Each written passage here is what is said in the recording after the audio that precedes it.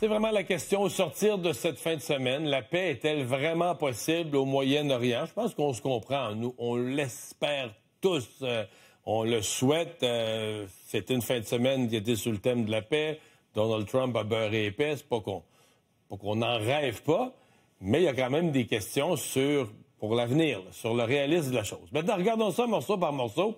Les premières étapes. Donc, ce qu'il y avait à faire comme premières étapes dans la phase 1 du plan de paix, comme on dit, c'est coché. Là. Le cessez-le-feu, c'est coché. C'est arrivé jusqu'à maintenant, tout a été respecté.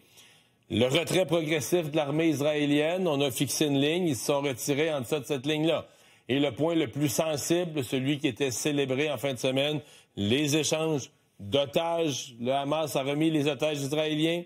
L'armée israélienne a remis les prisonniers palestiniens. Donc, phase 1, tout est coché. Là. Phase 1, c'est réussi. Et je pense que c'est ça l'esprit dans lequel on célébrait en fin de semaine. Sauf que là, ces 3 premières étapes, on arrivait à la suite. Et là, la suite, on se réunit en Égypte, qu'on a appelé un sommet sur la paix en Égypte. On est arrivé à un accord. L'accord a été accepté et signé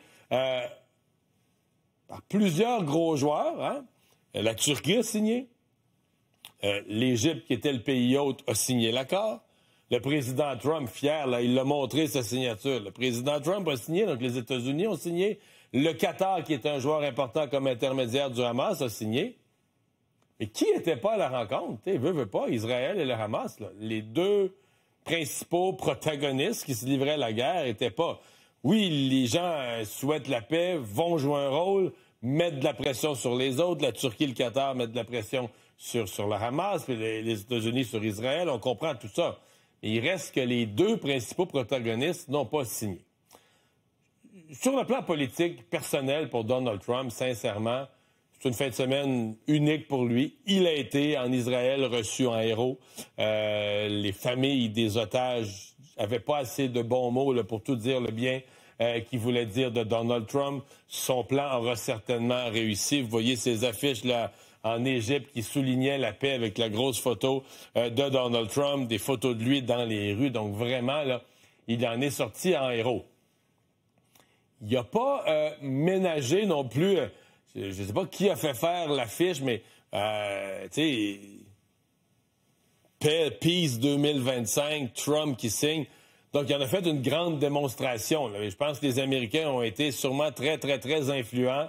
Même si ça se passait à Sharm el-Sheikh en Égypte, les Américains ont été très influents pour...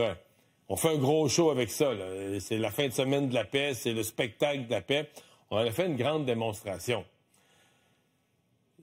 Là où, à mon avis, il y a un questionnement, là où ça bascule un peu, c'est entre le présent et le futur. Parce que autant c'est un succès, le plan de paix, les otages remis, autant la barre est haute pour la suite. Je vous fais réentendre comment Donald Trump parlait de ce qui se passe hier. This took 3,000 years to get to this point. Can you believe it? And it's going to hold up, too. It's going to hold up. Ça nous a pris 3000 ans pour arriver là. Considère que c'est l'aboutissement de 3000 ans. Oui, il y a eu beaucoup de guerres dans ce coin-là du monde depuis longtemps, c'est vrai. Mais bon, et là, il dit ça va tenir. Donc, ça fait 3000 ans et là, ça va tenir. Donc, disons que c'est un gros avant-après. Plusieurs personnes qui connaissent cette région-là du monde disent « Ouf, sur le après, là, il reste des grosses étapes à franchir. » Je vais y revenir. Parenthèse pour dire qu'à cet événement en Égypte, le premier ministre, M. Carney, était là, poignée de main avec Donald Trump et un échange que les caméras ont capté qui est quand même assez humoristique, là, où le président, d'abord, s'est trompé. Il a parlé du président du Canada. Donc, Trump a parlé du président du Canada. Et là, ensuite, M. Carney est allé le voir pour dire « Ouais, tu m'as promu de premier ministre à président, un peu à la farce. » Puis là, il dit « Au moins, je t'ai pas appelé gouverneur. » Donc, avec une petite... la petite bine sur l'épaule. Donc, leur relation semble quand même bien aller. On peut voir ça. It's so great to have, in fact, the president called and he wanted to know if it's worthwhile. He knew exactly what it was. He knew the importance. And I appreciate you being here very much, Mr. President. Fantastic. I'm glad you upgraded me to president. I'll get it. Great stuff. Au moins, j'ai pas dit gouverneur. Donc voilà pour ce qui est de M. Koenig. Donc revenons aux étapes plus difficiles, là, si on revient au processus, au plan de paix. Je dis pas que c'était simple, les otages, puis tout ça était fort complexe déjà.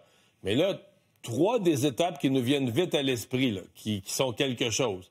Dans ce cas, d'abord, le désarmement du Hamas. Ils sont dans les rues, là. Vous allez voir aujourd'hui, là, ils ont pris comme... Ils se sont autoproclamés responsables de faire la police dans les rues. Fait que là, les gars du Hamas sont là, avec leur foulard, le visage masqué, armés, ils se promènent dans les rues armés.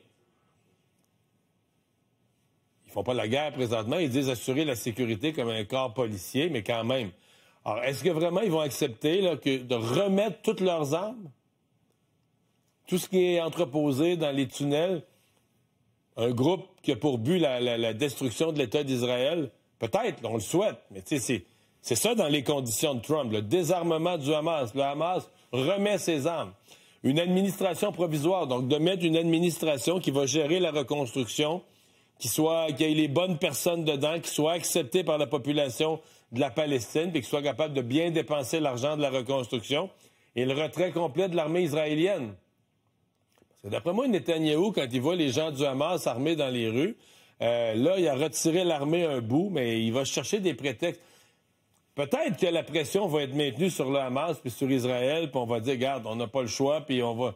Mais quand on parle d'étapes difficiles, là, je vous dirais même des étapes très, très, très difficiles à rencontrer. Puis à long terme, tout ça, c'est à court et moyen terme, mais à long terme, est-ce que la solution à 2 États est encore dans le décor? Netanyahou ne veut pas entendre parler de ça. La plupart des pays du monde disent c'est comme ça qu'il faut en sortir. Et Donald Trump, c'est ni un ni l'autre. Il a dit hier, je vais y penser en retournant dans l'avion. Donc ça aussi, là, c'est un grand questionnement. Donc, bravo pour l'étape franchie, mais soyons réalistes sur ce qui reste à faire pour arriver vraiment à une paix durable.